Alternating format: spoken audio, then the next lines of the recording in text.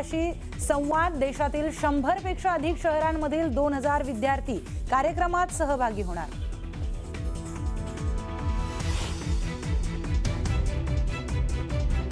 मी मोहन भागवत साहेबांना विनंती करेल, तुम्ही महाराष्ट्रात येऊ नका, तुम्ही बिहारमध्ये जावा। रोहित पवारांचा मोहन भागवतांना बिहारमध्ये जाण्याचा सल्ला। तर जंतर मंतरवर जे झालं ते या देशातील तरुण विसरणार नाहीत। आदित्य ठाकरेंची भाजपसह संघावर टीका।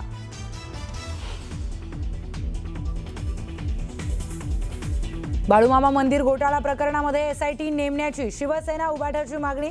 शिवसेना उभाटाचे सहसंपर्क नेते यांनी केली मुख्यमंत्री फडणवीसांकडे मागणी।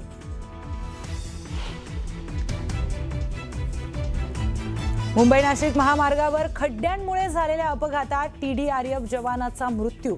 रस्त्यांच्या दुरावस्थेचा प्रश्न पुन्हा एकदा ऐरणीवर।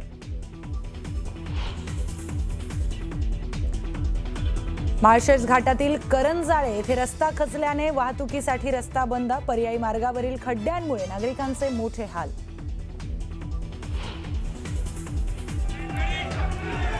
नागपूरमध्ये युवक काँग्रेसचा केंद्रीय मंत्री नितीन गडकरींच्या विरोधात मोर्चा। E20 पेट्रोल विरोधात काँग्रेसचे कार्यकर्ते रस्त्यावर। पोलिसांकडून आंदोलकांची धरपकड।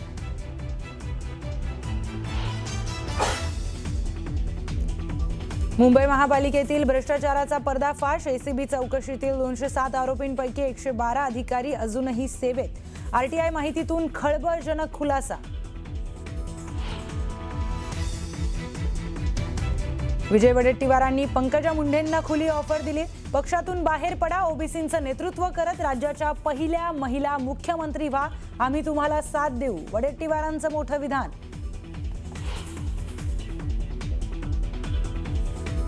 पुण्याच्या BJ मेडिकल कॉलेजमधून विद्यार्थी बेपत्ता। रॅगिंगला कंटाळून वसतिगृह सोडून गेल्याचा पालकांचा आरोप। सोलापुरात बोगस दिव्यांग प्रमाणपत्राचा घोटाळा उघड। दिव्यांग प्रमाणपत्र काढण्यासाठी बनावट पत्ता आणि खोटे आधार कार्ड सादर केल्याची माहिती। आरोपी शिक्षक आणि लिपिकांना अटक।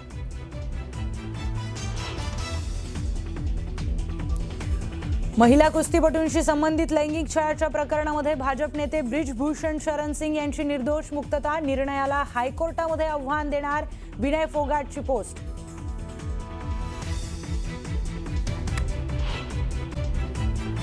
राष्ट्रीय स्वयंसेवक संघाचे सरसंघचालक मोहन भागवत जेन झी जेन अल्फा यांच्याशी संवाद साधणार आहेत। मुंबईमध्ये 6 ऑगस्टला हा कार्यक्रम होणार आहे आणि 6 ऑगस्टला जेन झी जेन अल्फा या दोन्ही पिढ्यांशी मोहन भागवत संवाद साधणार आहेत। या कार्यक्रमात देशातील 100 पेक्षा अधिक शहरांमधून 15 ते 19 वयोगटातील सुमारे 2000 हायस्कूलचे विद्यार्थी सहभागी होणार आहेत, अशी माहिती समोर येते।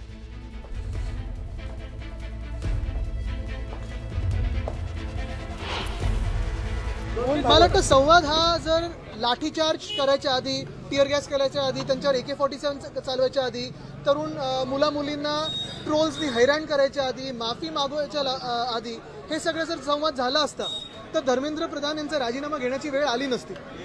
हा संवाद खूप उशिरा होत आहे, देर आहे लेकिन दुरुस्त नाही आहे असं होत आहे। त्यांना प्रीच करून काही होणार नाही, त्यांना सभ्यता आणि कल्चर बद्दल काय सांगून काही होणार नाही। संवाद हा दोन्ही बाजूनी झाला पाहिजे।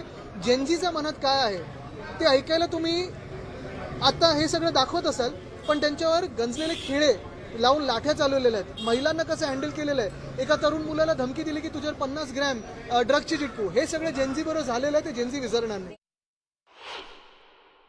मी मोहन भागवत साहेबांना विनंती करेल, तुम्ही महाराष्ट्रात येऊ नका, तुम्ही बिहारमध्ये जावा। त्यामुळे देशाचे जे भाजपचे अध्यक्ष आहेत त्यांच्याच मतदारसंघामध्ये जर एवढा मोठा बदल होणार असेल तर या जेनजींनी तुमची खऱ्या अर्थाने वाट लावली आहे, हे आता तुम्हाला स्वीकारावं लागेल। मन की बात आम्हाला ऐकायची नाही, जनतेची बात ऐकणं हे आज महत्त्वाचं आहे। त्यामुळे मन की बात, संवाद हे गोंडस शब्द आता तुमच्याकडे ठेवा। भारताच्या युवांनी निर्णय घेतलेला आहे, अहंकार तोडून काढायचा।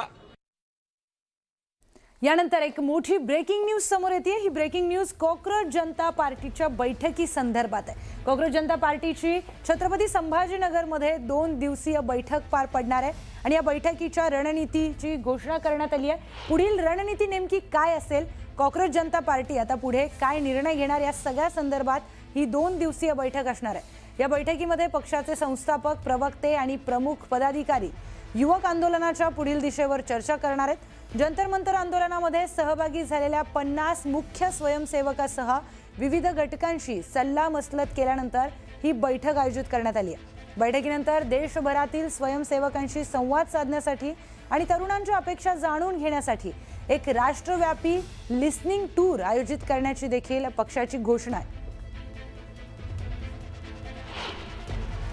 बैठक इथंच माझ्या घरी होणार आहे 5 तारखेची आणि त्यात आमचे स्पोक्सपर्सन्स येतील आणि अजून काही कोर टीम मेंबर्स येतील ज्यांनी आम्हाला प्रोटेस्ट मॅनेज करण्यात खूप मदत केली होती आणि त्यामध्ये आम्ही डिस्कस करू की पुढे जे सीजेपीची मुव्हमेंट आहे ती पुढे कशी घेऊन जायची आणि आमचं जे संघटन आहे ते कसं बनवायचं। तक्रार माझ्या एज्युकेशन क्वालिफिकेशन्सवर आहे की मी कसं बॉस्टनचा खर्च घेऊ शकलो, थोडं बॉस्टनचं शिक्षण घेऊ शकलो। त्यावर माझं असं म्हणणं आहे की मी माझं स्कॉलरशिप लेटर आणि एज्युकेशन लोनचं लेटर दाखवायला तयार आहे। पंतप्रधानांनी सुद्धा त्यांची डिग्री आहे ती दाखवावी, सार्वजनिक करावी।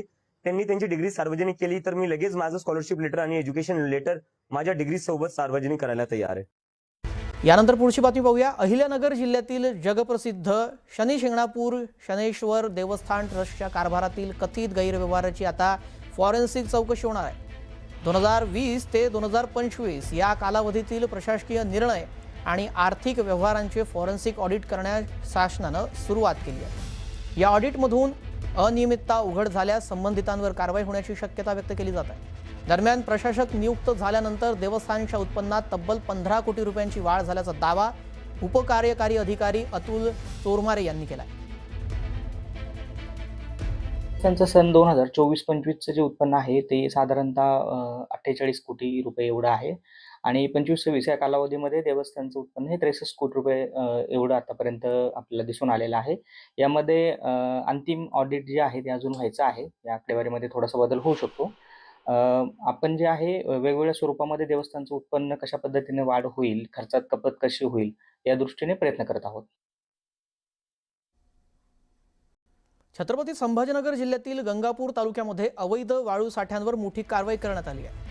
आमदार प्रशांत बंब यांच्या पुढाकारानं प्रशासनानं 5 ते 7 हजार ब्रास वाळू जप्त केल्याचा दावा करण्यात आला आहे आणि या वाळूची अंदाजे किंमत 4 ते 5 कोटी रुपये असल्याचं सांगितलं जात आहे आणि या प्रकरणामध्ये सुमारे 40 जणांना नोटीस बजावण्यात आलेल्या आहेत। दरम्यान जप्त केलेली वाळू घरकुल लाभार्थ्यांना मोफत उपलब्ध करून देण्यात येणार असल्याचीही माहिती प्रशासनानं दिली।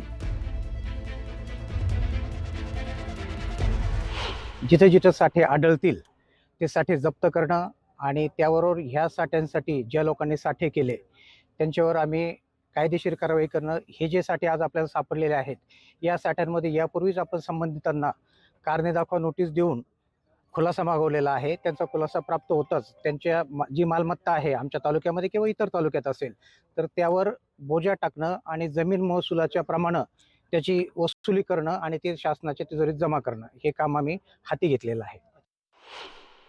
वेगवेगळ्या कप्त्या वापरून त्यांच्याकडनंच हे अड्डे प्राप्त करून घेतले आणि मग त्या अड्ड्यावर जेव्हा आम्ही आलो तर अकल्पनीय होतं इतका मोठा स्टॉक या ठिकाणी सापडलेला आहे। त्यात विषय काय होता की घरकुल जे आहेत गोरगरिबांचे त्यांना 5 ब्रास वाळू मोफत शासनाने कबूल केलेली आहे, पण ती द्यायला नव्हती, ऍक्च्युअली ती भेटत नव्हती, हायवा नव्हते आणि ही सगळी विदाऊट रॉयल्टीची आहे आणि म्हणून आमच्या मतदारसंघातला जवळपास 7,000 ब्रास वेगवेगळ्या ठिकाणचा स्टॉक आम्ही जप्त केलाय प्रशासनाच्या मदतीने आणि आज आम्ही आता जी घरकुलवाले आहेत त्यांना मोफत वाळूचं वितरण या ठिकाणी ठेवलेलं आहे।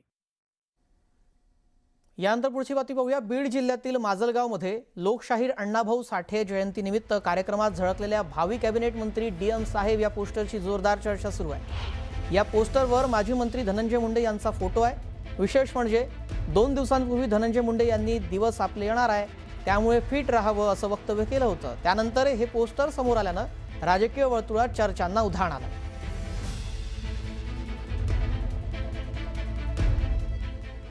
दरम्यान धनंजय मुंडेंनी बीडमध्ये केलेल्या एका वक्तव्यामुळे राजकीय वर्तुळात खळबळ उडाली आहे. सध्याच्या राजकारणावर भाष्य करत थेट राजकारणातील परिस्थितीवर नाराजी व्यक्त केलेली आहे.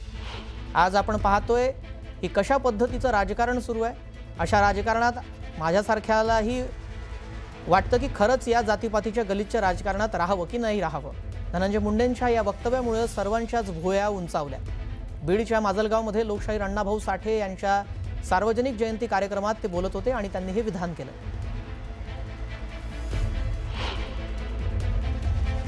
आज आपण पाहतोय की कशा पद्धतीचं राजकारण चालू आहे. अशा राजकारणामध्ये माझ्यासारख्या व्यक्तीलाही वाटतंय की खरंच आज ज्या पद्धतीचं राजकारण चाललंय जाती पाती धर्माचं, अशा जाती पाती धर्माच्या इतक्या गलिच्छ पातळीला पोहोचलेल्या राजकारणात आपण राहावं का नाही. यानंतर पुढची बातमी पंकजा मुंडे यांच्या वक्तव्याची. जसा समृद्धी महामार्गावर एक्झिट असतो तसा आपल्याही राजकारणात एक्झिट असेल असं वक्तव्य मंत्री पंकजा मुंडे यांनी केलं होतं. या वक्तव्यामुळे देखील चर्चांना उधाण आलंय. दरम्यान बीड परळी महामार्गाच्या दुरावस्थेवर भाष्य करताना त्यांनी पुन्हा भावनिक विधान केलं. रिटायर्ड व्हावंसं वाटतं, मात्र जनतेचा उत्साह पाहून नव्यानं उभारी मिळते असं त्यांनी म्हटलंय. त्यामुळे पंकजा मुंडेंच्या या दोन्ही विधानांची चांगलीच चर्चा रंगली आहे. जेव्हा मी राजकारणात पहिलं पाऊल ठेवलं होतं तेव्हा मी हे सांगितलं होतं की मला जर राजकारण माझ्यासारखं नाही वाटलं, माझ्या विचारांशी समरस नाही वाटलं, तर जसा समृद्धी हायवेवर एक्झिट असतो तसा माझ्याही राजकारणात वेळोवेळी एक्झिट असेल. आणि जो एक्झिटसाठी तयार असतो त्याचं राजकारण तो अशा ठिकाणी अशा पद्धतीने करतो की यांच्या कवितेला सगळ्यात पहिले टाळे वाजून मी दाद दिली.